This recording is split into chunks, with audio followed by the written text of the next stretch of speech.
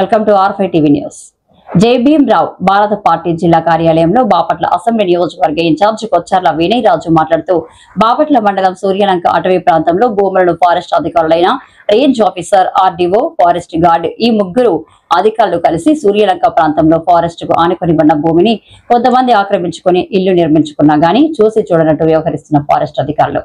అదేవిధంగా Suryalanka air force ఎదురుగా 30 హెక్టార్లో సర్వీ మొక్కలు నాటించామని కేంద్ర రాష్ట్ర ప్రభుత్వాలు గత సంవత్సరంలో భారీ ఎత్తున నిధులు విడుదల చేస్తే మొక్కలు నాటించకుండా, నిధులు ఖర్చు పెట్టకుండా మొక్కలు నాటినట్టుగా ఫోటోలు తీసి పేపర్లకే పరిమితం చేసి కేంద్ర రాష్ట్ర ప్రభుత్వ నిధులు దారి మళ్లించిన ఫారెస్ట్ అధికారుల మీద చట్టపరమైన చర్యలు తీసుకోవాలని బాపట్ల జిల్లా కలెక్టర్ని కోరుతున్నామని తెలిపారు.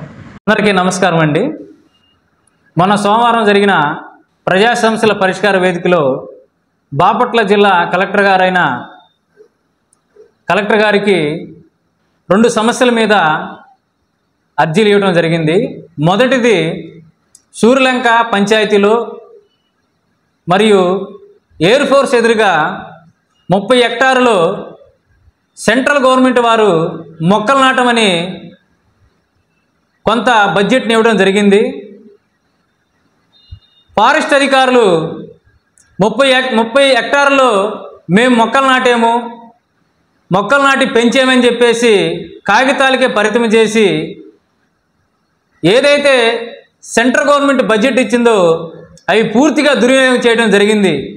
మరి ఈ విషయం మీద కలెక్టర్ గారికి అర్జీ ఇవ్వడం ద్వారా కలెక్టర్ గారు వెంటనే స్పందించి ఆ యొక్క నిధులు ఎవరైతే దుర్వినియోగం చేశారో ఫారెస్ట్ అధికారుల మీద చర్యలు తీసుకుంటానని చెప్పడం కూడా జరిగింది. మరి సెంట్రల్ గవర్నమెంట్ అనేది ఫారెస్ట్ మొక్కలు పెంచి పర్యావరణానికి, అదేవిధంగా టూరిజాన్ని, అదేవిధంగా సముద్ర జలాలని కాపాడమని కొంత బడ్జెట్ ఇస్తే ఎవరైతే ఫారెస్ట్ అధికారులు ఉన్నారో డిఆర్ఓ గారు కానీ, అదేవిధంగా రేంజ్ ఆఫీసర్ గారు కానీ వీళ్ళు పూర్తిగా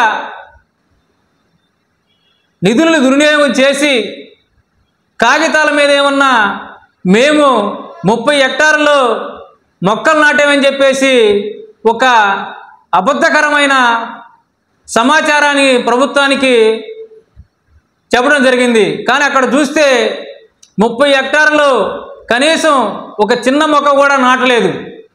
ఇది మొదటి విషయం.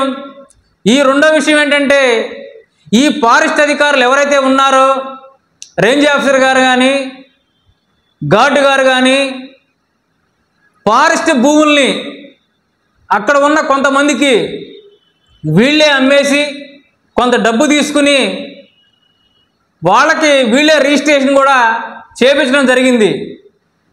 మరి భారత చట్టం ప్రకారం ఫారెస్ట్ భూములు ఎవరు కూడా రిజిస్ట్రేషన్ చేయకూడదు. అలా చేస్తే వాళ్ళకి కఠినమైన శిక్షలు కూడా ఉంటాయని తెలిసి కూడా ఈ ప్రభుత్వాలు కానీ, ఈ అధికారులు కానీ మమ్మల్ని ఏం చేస్తారని చెప్పేసి ఈ ఫారెస్ట్ అధికారులు ఫారెస్ట్ భూముల్ని ధారాదత్తంగా ఇష్టానుసారంగా డబ్బులకి తీసుకుని అవి రిజిస్ట్రేషన్ కూడా చేయించడం జరిగింది.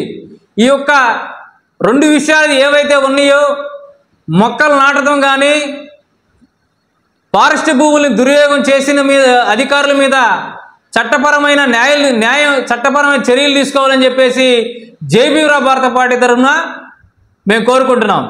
జై భీమ్, జై భారత్.